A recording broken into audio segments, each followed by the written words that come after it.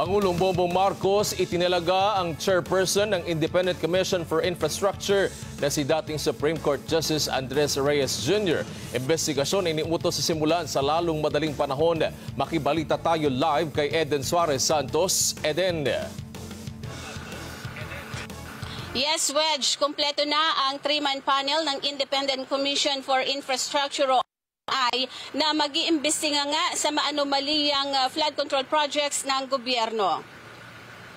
Formal nang inanunsyo ni Pangulong Ferdinand Marcos Jr. ang chairperson ng Independent Commission for Infrastructure o ICI na si dating Supreme Court Justice Andres Reyes Jr. Sinabi ng Pangulo na napili niya si Reyes na pangunahan ng investigasyon dahil sa kanyang napakagandang record.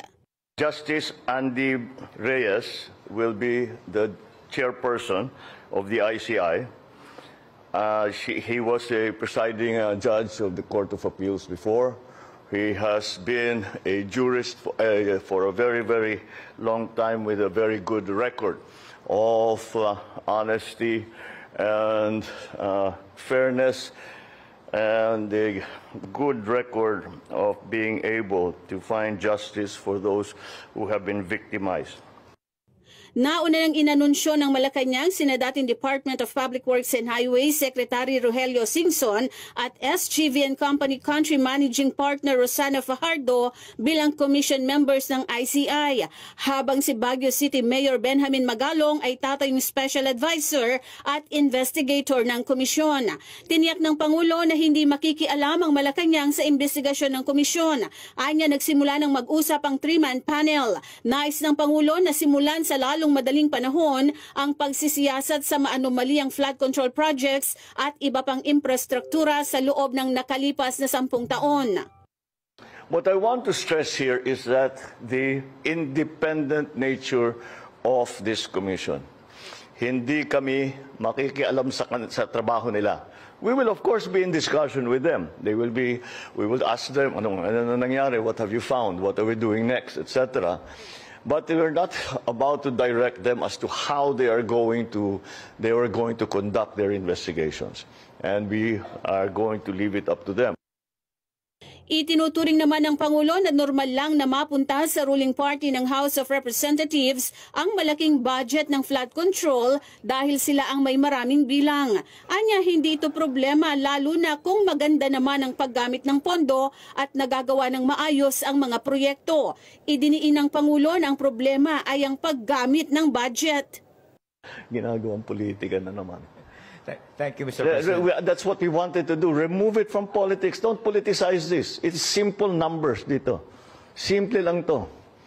Magkano ang ninakaw na pera ng mga balasubos na ito? That's what we need to know. That's what we need to fix. Hindi naman masisisi ng Pangulo ang mga magpoprotesta sa darating na linggo. Galit na umano ang mga Pilipino dahil sa talamak na korupsyon sa gobyerno.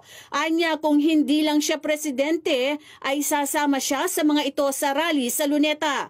Pero paalala ng Pangulo sa mga rallyista na gawing mapayapa ang kilos protesta. And since this has all been exposed, well, it's actually known to many people, but it has now been exposed to the general public. Do you blame them for going out into the streets?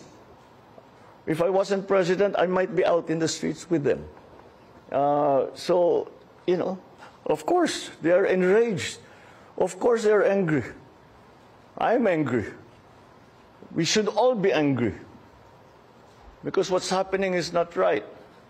So, yes, express it. You come, you make your feelings known to these people and make them answerable for the wrongdoings that they have done.